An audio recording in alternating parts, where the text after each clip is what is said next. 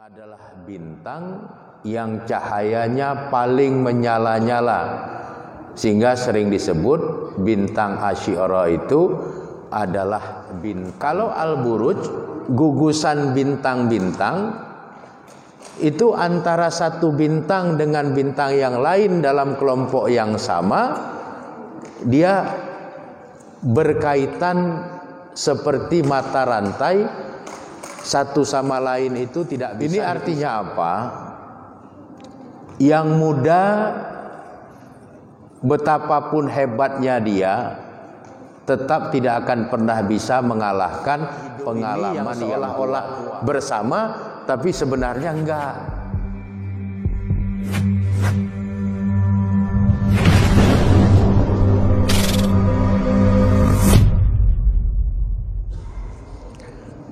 Assalamualaikum warahmatullahi wabarakatuh. Alhamdulillah allazi hadana lihaza wa ma kunna linahtadiya laula an hadanallah. Asyhadu an la ilaha illallah wa asyhadu anna Muhammadan abduhu wa rasuluhu allazi la nabiyya ba'dah. Allahumma shalli ala Muhammad wa ala alihi wa ashabihi ajma'in. Radina billahi rabba wa bil islami dina wa bi Muhammadin nabiyya wa rasulah. Amma ba'd. Yang saya hormati Bapak dan Ibu-ibu yang dirahmati oleh Allah Subhanahu wa taala, puji dan syukur kita sampaikan kehadirat Allah Subhanahu wa taala yang telah menganugerahkan nikmat iman dan nikmat Islam kepada kita, telah menganugerahkan kepada kita kesehatan dan kesempatan, telah mengeluarkan kita minaz zulumati ilan nur, dari kegelapan kehidupan kepada cahaya yang terang di bawah hidayah dan inayah dari Allah Subhanahu wa taala. Mudah-mudahan semua nikmat dan anugerah Allah itu dapat membuat kita menjadi hamba-hambanya yang bertakwa, yang senantiasa menjalankan seluruh perintahnya dan juga menjauhi seluruh larangannya, sehingga pada saat kita meninggalkan dunia ini, kita dapat meninggalkan dunia ini dalam keadaan yang husnul khatimah, dalam keadaan yang baik, memperoleh keselamatan dunia dan juga memperoleh keselamatan dalam kehidupan di alam akhirat kelak. Selanjutnya, selawat beriring salam tidak henti-hentinya kita mohonkan kepada Allah Subhanahu wa taala agar tercurahkan kepada Rasulnya Nabi Muhammad sallallahu alaihi wasallam beserta keluarga, para sahabat dan semua pengikut beliau yang setia hingga tegaknya hari berbangkit kelak. Adapun materi pengajian kita pada malam hari ini berkaitan dengan bintang sebagai salah satu tanda kemahabesaran Allah Subhanahu wa taala. Bapak-bapak dan ibu-ibu serta anak-anak kami yang dirahmati oleh Allah Subhanahu wa taala, di dalam Al-Qur'an kita akan menemukan ada 13 kali Allah Subhanahu wa taala menyebutkan kata bintang. 4 kali dalam bentuk mufrad atau tunggal, yaitu An-Najmu. Kemudian 9 kali dalam bentuk jamak, yaitu An-Nujumu. Penyebutan yang relatif banyak berkaitan dengan bintang di dalam Al-Quran ini sebenarnya mengindikasikan bahwa banyak hal yang harus digali oleh umat Islam ini berkaitan dengan bintang, karena pasti di dalamnya itu banyak muatan-muatan ilmu dan pengetahuan yang dapat bermanfaat bagi kehidupan umat Islam dan juga peradaban manusia secara keseluruhan.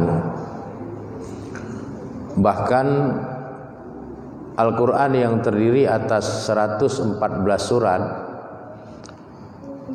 ada 3 surat yang Allah menamakannya dikaitkan dengan bintang. Yang pertama surat An-Najm, surat bintang, surat nomor ke-53. Kemudian yang kedua surat Al-Buruj. Al-Buruj itu artinya gugusan bintang-bintang. Ini surat nomor ke-85 di dalam Al-Quran. Lalu yang terakhir surat At-Tariq atau bintang malam, yaitu surat nomor yang ke-86 di dalam Al-Quran. Di samping itu Allah juga menyebut nama-nama bintang lain di dalam surat-surat yang berkaitan dengan bintang di dalam Al-Quran itu. Misalnya bintang Asy-Syi'ra yang disebut di dalam surat An-Najm ayat 49. Ini semua mengindikasikan bahwa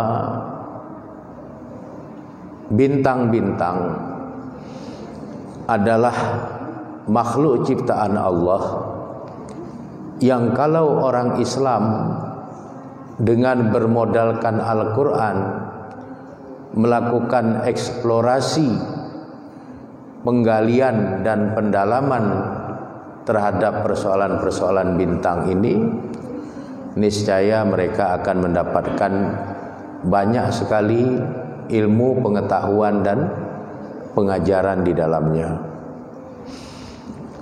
Dan perlu juga kita pahami bahwa ketiga surat yang berkaitan dengan bintang di dalam Al-Quran itu semua ayat pertamanya diawali dengan harful qasmi, diawali dengan huruf sumpah, yaitu dengan menggunakan huruf sumpah waw. Misalnya di dalam surat An-Najm ayat 1, di situ Allah Subhanahu wa taala berfirman, "Wan najmi iza hawa." Demi bintang ketika dia telah terbenam. Ini artinya pada makhluk Allah yang bernama bintang ini ada hal yang Allah ingin kabarkan kepada kita, bahwa ada sesuatu yang di dalamnya mengandung unsur yang luar biasa, yang kalau kita ketahui maka kita akan terkejut. Misalnya pada saat malam hari kita melihat banyak bintang bertaburan di langit. Bintang yang paling dekat dengan bumi itu adalah bintang Alpha Centauri. Bintang Alpha Centauri ini jaraknya dari bumi sejauh 4,4 juta tahun cahaya. Itu artinya apa? Cahaya yang dikeluarkan oleh bintang terdekat dengan bumi, yaitu Alpha Centauri, bergerak dengan kecepatan cahaya 300.000 km per detik. Maka cahaya bintang terdekat Alpha Centauri baru mencapai bumi dalam masa ukuran tahun 4 tahun 4 bulan. Jadi setiap kali kita melihat cahaya bintang itu cahaya 4 tahun 4 bulan yang lalu. Artinya kita tidak bisa melihat cahaya bintang pada saat cahaya itu dipancarkan sebagaimana kita melihat cahaya lampu. Cahaya lampu yang kita lihat itu adalah cahaya lampu yang dipancarkan pada detik dia dipancarkan. Dengan kecepatan cahaya 300.000 km per detik, ya langsung kita melihat cahaya lampu itu adalah cahaya lampu pada saat dia dipancarkan. Tapi tidak demikian halnya dengan bintang. Karena jarak bintang terdekat Alpha Centauri itu sejauh perjalanan 4 tahun 4 bulan cahaya, maka pada saat bintang Alpha Centauri mengeluarkan cahayanya, cahaya itu bergerak menempuh perjalanan 4 tahun 4 bulan cahaya dengan kecepatan 300.000 km per detik, maka 4 tahun 4 bulan kemudian cahaya itu baru sampai ke bumi. Makanya kemudian Allah bersumpah atas nama bintang, wan najmi iza hawa, demi bintang apabila dia telah terbenam. Karena cahaya bintang itu dipancarkan dari jarak yang sangat jauh. Pada saat dia terbenam, cahaya yang dia pancarkan itu belum sampai ke bumi. Membutuhkan waktu, kalau itu cahaya bintang Alpha Centauri, membutuhkan waktu 4 tahun 4 bulan baru mencapai bumi. Ini tidak banyak diketahui oleh orang, apalagi orang yang tidak peduli dengan Quran, tidak peduli dengan ilmu. Ya, dia lihat bintang itu dia pikir cahaya yang sampai ke retina matanya itu ya cahaya yang sama dengan yang dipancarkan oleh lampu, yaitu cahaya pada mikrodetik saat dipancarkan itu. Padahal tidak. Sehingga keistimewaan itu membuat Allah bersumpah atas nama bintang. Dari mana kita tahu kalau Allah bersumpah atas nama bintang? Ya, dalam surat An-Najm ayat 1 itu sudah jelas. Waw yang digunakan oleh Allah dalam ayat Quran itu adalah waw harful qasmi, waw huruf sumpah. Apa tandanya? Tandanya isim yang ada di depan huruf waw itu wajib dibaca kasrah. Ya, jadi tidak ada ahli bahasa Arab yang membaca wan najmu atau wan najma, enggak ada. Pasti membacanya wan najmi. Itu indikasi bahwa huruf waw di situ bukan huruf waw ataf atau bukan huruf waw ibtidai, tapi huruf waw itu adalah huruf sumpah, harful qasmi, sehingga dia dibaca wan najmi. Nggak pernah kita dengar orang membaca wan najmu atau wan najma, pasti wan najmi. Kalau ada yang membaca wan najmu atau wan najma, sudah dipastikan salah dia dalam membacanya. Karena huruf waw di sini adalah harful qasmi, huruf waw yang merupakan sumpah Allah atas nama bintang. Kemudian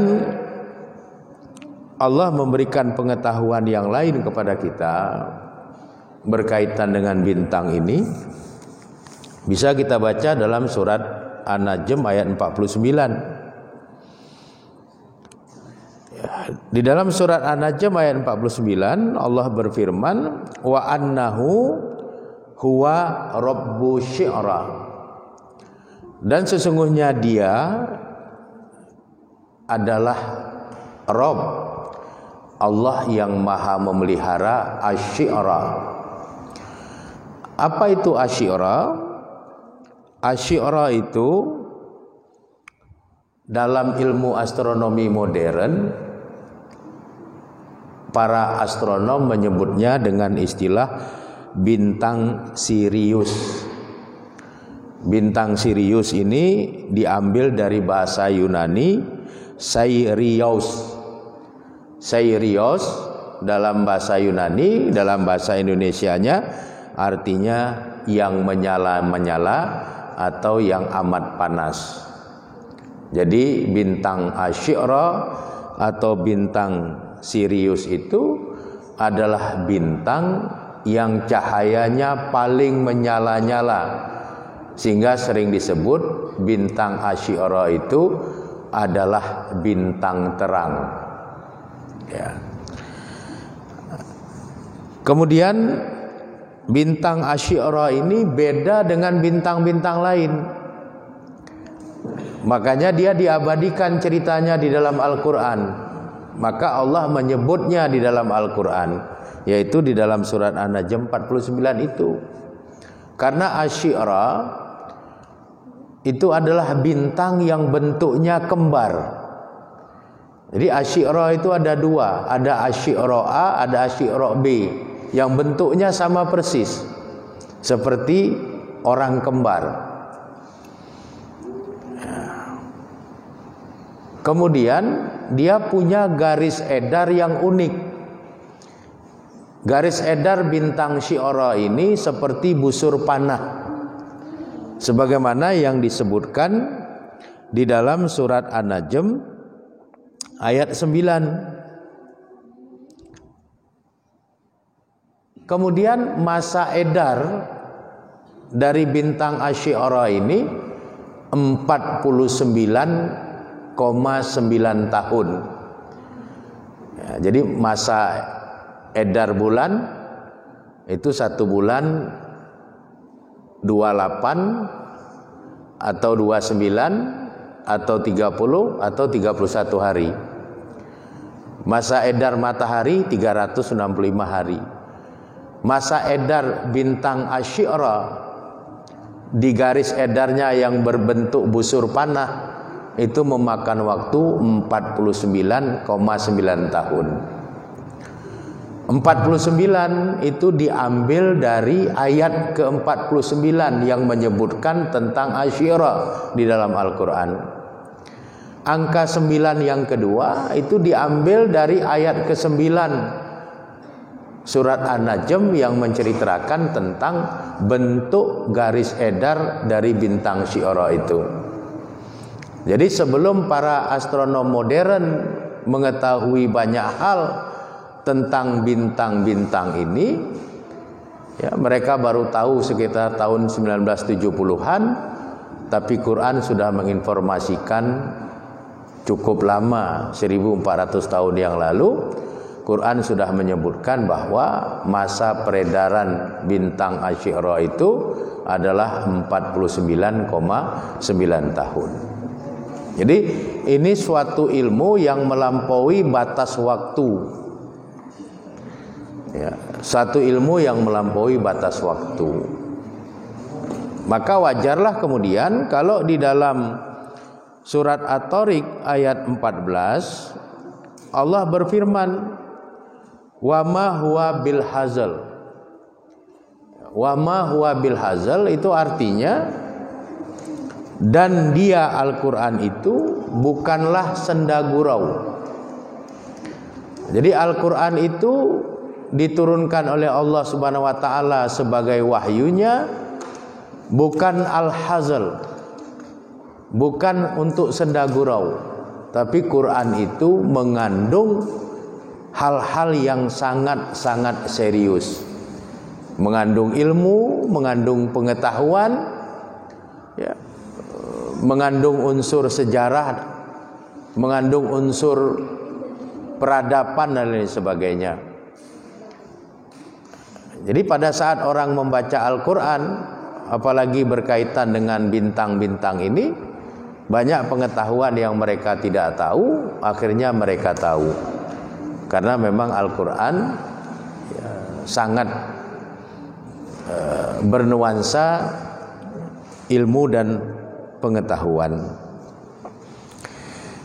Kemudian kalau kita baca juga surat An-Najm ini, misalnya di ayat yang ke-43, Allah berfirman, wa annahu huwa adhaka wa abka. Sesungguhnya Dia Allah yang membuat kamu tertawa, dan sesungguhnya Dia Allah yang membuat kamu menangis. Ini juga ada ilmu di dalamnya.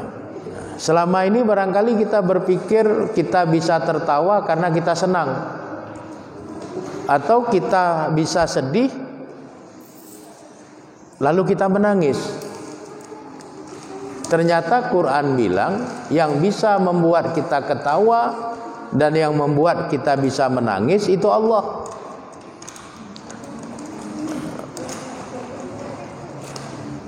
Makanya